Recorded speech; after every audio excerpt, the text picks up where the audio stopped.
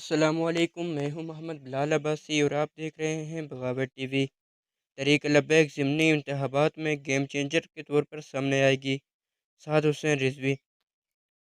तहरीक लब्बैक पाकिस्तान के सरबराह हाफिज़ साद हुसैन रिजवी का कहना है कि तहरीक लब्बैक ज़िमनी इंतखाबात में गेम चेंजर के तौर पर सामने आएगी। एक बयान में साद रिजवी का कहना था कि हम शफाफ और मुनसिफाना इंतखाबात पर यकीन रखते हैं। सरबराह टीएलपी का कहना था कि मुल्क में जमहूरियत के नाम पर सिस्टम से खिलवाड़ किया जा रहा है।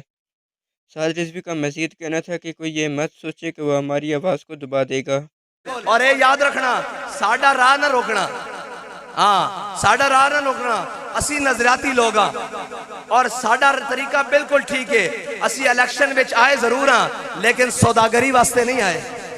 हाँ, कुछ लो और कुछ दो के लिए नहीं आए। साडी गल जड़ी स्टेज उत्ते होएगी, बंद कमरे में भी होएगी, वही गल हथकड़ियां ला के भी होएगी, पाबंदे सलासिल जेलों में जाके भी होएगी, और इंशाल्लाह हुजूर दा दीन तख्त उत्ते लिया के भी वही गल होएगी इंशाल्लाह। और हम अपना हक किसी को छीनने नहीं देते, ये याद रखना। हक हम अपना बड़ा अच्छी तरीके से लेना जानते हैं। अभी कराची में हमने सिर्फ कदम उठाया, बिस्मिल्लाह की है। जिस गली जाओगे अगो तो लभांगे और मिलांगे भी तर्जमे नाल इंशाल्लाह। गल ही कोई नहीं है। जे लड़ना पहले इलेक्शन बाद चो ते लड़ लेंदे, ये केड़ी गल है। सानू 9 बजे रिजल्ट चाहिए, लेकिन धांधली वाला नहीं, सही तरीके वाला रिजल्ट। हार जीत मुकदरा दी, लेकिन असी मैदान खड़े हैं, ना नसन देंगे ना नसन वाले हैं इंशाल्लाह।